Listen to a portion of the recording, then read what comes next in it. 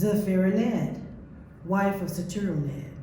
And you are a Panther Cub. I'm a Panther Cub. Dr. Satoru Ned, original member of the Black Panther Party, member of the alumni of the Black Panther Party.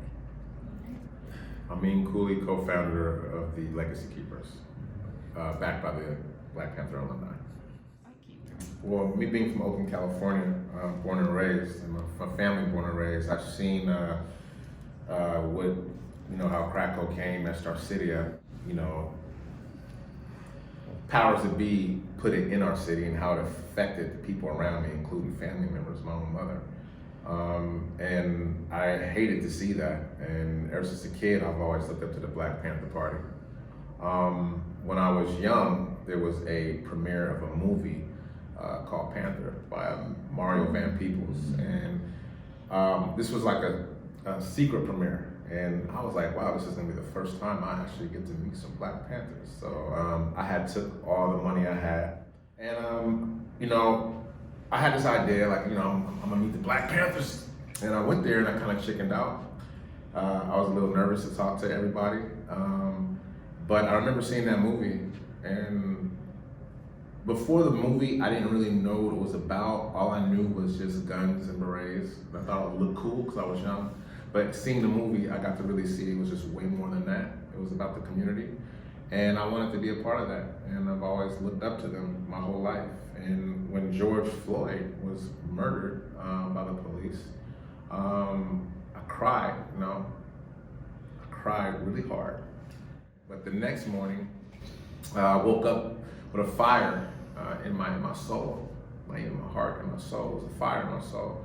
And I reached out to a friend of mine who knew Satoru, and I said, we got to see the Black Panther Party back, or at least the programs that are doing the ideology, because they have the blueprint in their head, and I would like to meet someone so I could learn this blueprint. And here comes Satoru Ned, and we became real close. He's very patient because I was driven by anger. And I wanted to go out and rally, and I wanted to go out and riot, and I wanted to loot, and I wanted to burn stuff down. And he kind of said, hey, this is not what we do.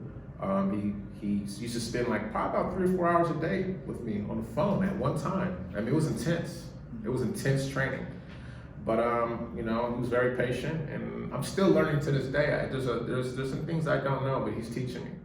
But the whole purpose of the Legacy Keepers was to keep the legacy alive of the Black Panther Party, because the Black Panther Party was the only organization that has ever made a real difference. I have not seen a difference since then. So far, they must have made a real impact for to have the government wanting to kill them, imprison them, lock them up. They didn't want to see Black people or just people in general to be self-sustainable. And I wanted to learn the ideology to keep what they're doing alive and pass it down to people way younger than me. I'm in my 40s, so I want to pass it down to the people in college. So that's what I've been doing. I became a part of the programs of the Black Panther Party, and which was the breakfast program, the after-school program, the educational program. I got tutoring. I got encouraged in many different ways of who I am as a young Black person, what it meant to be Black and proud, that I didn't have to be ashamed of who I am, but actually I had a purpose in my life, and that I could do positive things with my life. And that's what I learned from the example that original Black Panther Party members taught me and shared with me as I was growing up. I was a part of going out, and when they were giving grocery giveaways, helping with that, and anything that I could to encourage the next person to strive to do better for themselves, strive to believe in who they are, and at the same time to be a help to other people. So that's what I learned. And then as I became an adult, I think the party ended when I was about 24 years old. I got to know them as I became an adult. And as I got to know different party members, I learned what they really stood for, which meant they wanted to help people get decent housing. They wanted people to get great educations. They wanted people to have great incomes and great jobs. They wanted people to have meaningful lives. They want people to have justice and equality and not just be oppressed and depressed and going without. So I learned those things. And then as I met my husband, I said we got together about 25 years ago, 26 actually.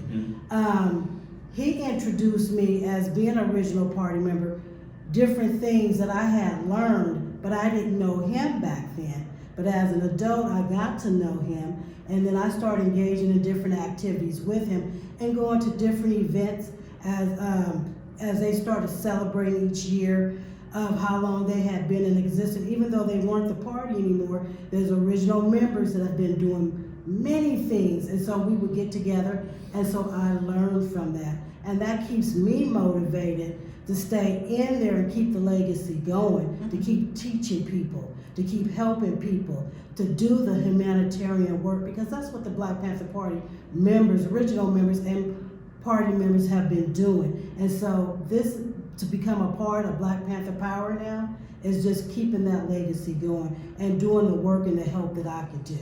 Whatever I could do to help out, that's what I'm doing. So yes, I do support my husband. Other original party members that are doing things, I engage with them too. It's for life. Yeah. It's for life. I mean, because we as a people, as long as we are alive, we're always gonna be in that fight. Always, for the rest of our lives, because we want the same things as everybody else does, which we don't want our people being killed anymore. We don't want our people being oppressed. We don't want our people being stepped on. We don't want our people being forgotten. We don't want our people in slavery or bondage. We don't want our people in prisons anymore. We want our people to have the best. We deserve the best like everybody else. So that's what we're standing up for. And at the same time, not just for our people, but for everyone. We love everyone. So yes, when my husband was saying anybody could be a part, back in the 60s and the 70s, there was Japanese. There was others who came to the table. There was many that joined forces with the Black Panther Party, which is still today. There's many that are still working with original party members that are engaging in activities, such as my husband, to help people and to be there for people. It's not about the violence. We want peace, we want unity, we want harmony. That's what the revolution is about. So yes, we are revolutionaries and humanitarians at the same time. The Legacy Keepers came about, first of all, during the period of George Floyd. I got a million calls of angry people. People didn't understand what was happening and thought that the Black Panther Party was what they saw, the original concept of guns and black leather jackets. But several people kept calling me and showed me that they really wanted to learn and continue the legacy of the party. So the idea of the Legacy Keepers is keeping alive not only the methodology of us being able to identify what's going on in our community and resolving our own issues and problems. We learned a long time ago that nothing would happen unless we take care of ourselves. So the idea now with the Legacy Keepers is created what we call the network.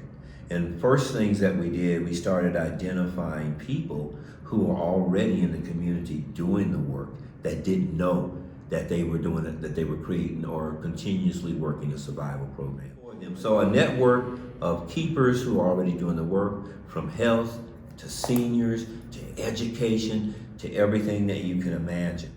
Now, first of all, the Black Panther Party brought the attention to the world of police brutality. And then we tell them, we had 10 points, which were the highlight of the meat of what needs to be done. And under each point, there's a million things that need to be done, right? Or we can do. But in looking at that, we told them that police brutality is something that's been going on, but there's many other things that we needed. We knew that we would deal with that with the self-defense issue. The idea of defending yourself and your family. And monitoring the police at that time Of course, it was legal, and that's why they went to Sacramento, because they wanted to take away that right to defend ourselves and against unreasonable force. Now, today the camera is a bigger issue, so we want to get people to be able to do that. You're talking about defunding the police. Every time we hear that, do we not ask, where's your plan? I saw Noel Gallo ask a group, if I give you $150, what's your plan? Everybody got quiet. They don't have it. We had a police initiative. Would you like to hear a concept that is feasible that we would bring forth? Would you like to know about that? Oh, Okay, number one, you have tons of, maybe 20,000 vacant buildings that they thought were gonna fill up here in the city of Oakland that were built. High rises downtown, they're all over Emeryville, and many of the people who occupied them, including in San Francisco, are filling their vans and going back home because I can work from my computer and be out the city, the Bay Area, etc. So you have all these. Why not take some of that money? You're taking $150 million. Let's subsidize living quarters right there, 2-3 bedrooms. They can have their families in there. A secure building. And number two, that the regular police officers are required to spend so many hours, community service hours, assign them with community organizations under the Legacy Keepers Network. Absolutely. That we would assign them to work with. And then when the rookies come in to the school, they would have more hours. Part of their training would be to engage in the community, and they would be required, with the housing available, to be part of the city. The third level would be for them to recruit, based upon the makeup, directly from the city of Oakland, this particular area, bring people in from the community. The fourth level would be that you see like the people downtown here on the yellow jackets. We'd actually create community, what we call community monitoring groups. And there would be a stipend, they get paid. And what they would do in their community would monitor the behavior of the police. They would have the cameras out. We had a nickname for it, we called it the People's NSA. You're watching us, we're watching you. And they report back to the police commission. These are the kind of things that if you go to them and say, defund the police, we have a concept and a plan. Let's detail out, let's work on this. Is it feasible? Yes. Is the property available? Yes. Well, let's make it happen. We did. The story of how when people weren't giving to the breakfast program or the program, we didn't burn them down. We boycotted them. That's why, along with the farm workers and all the other unions, the book that was put out, To March for Others, the relationship of the farm workers and the Black Panther Party, for 5 years when they had no support. And then the story of how they were threatened and how we told them all to get off the boycott line. And we got on the line all over the nation, shut down one of the largest chains of stores there ever was, Safeway. And they had more stores back then. It was all, and that showed the real power of the people. So the lesson is, how about season the stores? Okay, nope, we're not going in them, but this is what we want to do. Michelle, you represent Walmart, yes. Well, we want double the pay, we want medical benefits, and we want your corporation to give X amount of millions to these community organizations. We call it seize the means of production and technology. Make it work for you. Because what Amin covered, we had a lot of people calling and saying, I have no way. Seniors to get their medicine. Mothers with children with special needs. And then we said, how many people work at these stores are from our community? Almost 90 to 100%. From all races and colors. And then not only that, you had the second layer, how many security guards? There were thousands of our people. In Brooklyn, they lined up and said, nope. The brothers and sisters lined up and said, you're not coming here. My mother works here. My brother works here. So you destroy, and we learned that so long ago. Hey man, I burnt down the factory. Factory still ain't came back. That's why we have no grocery stores in the black community now. Because during that period, they were all burnt down. They decided they didn't need to come back. And here's the other cool thing. You have to go to another store, so you're not spending the money in your community, you spending it in there. So it's a double whammy of total disenfranchisement economically and business-wise too. So I was going to mention, you turned me on to him on Twitter. Well, what's his name? Dr. Dr. Conservative. He made a statement, oh my God, I see the Celtics and Jalen and number 7 with a Panther shirt on. That's not good. So I responded back to him. No, I said, obviously your view of the Black Panther Party has been skewed. From health clinics to WIC programs to handling breakfast and lunch. If it wasn't for us today in COVID, there would be no food giveaway, breakfast and lunch for the kids. We, of course, as you well know, the story from the ball players at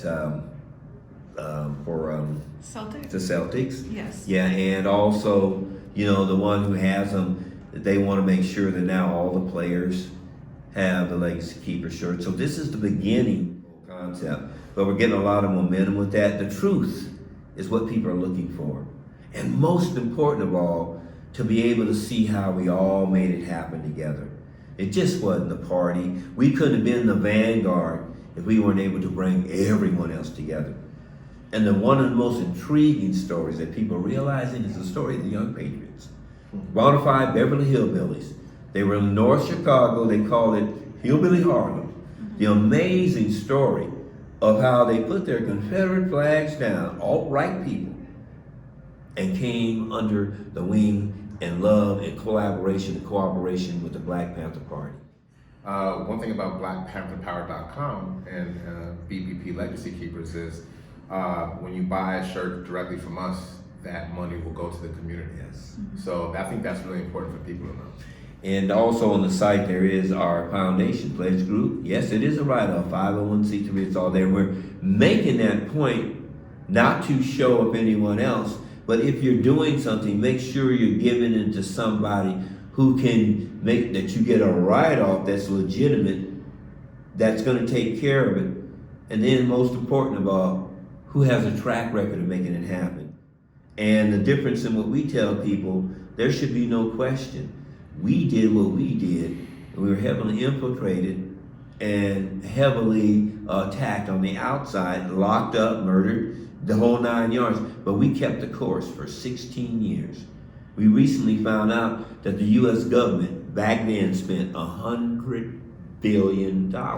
And against us, for what reason? Because we had the formula and understanding and knowledge of how to unseat their power and bring everybody. Other than that, we just want to make sure that you're just not using it just for. Now, young people, there are a lot of them out there who do stuff, and that's good. But it's good to let them know that we're around, and especially us elders that are looking at it, and for the respect they have, we're just saying, you can work with us.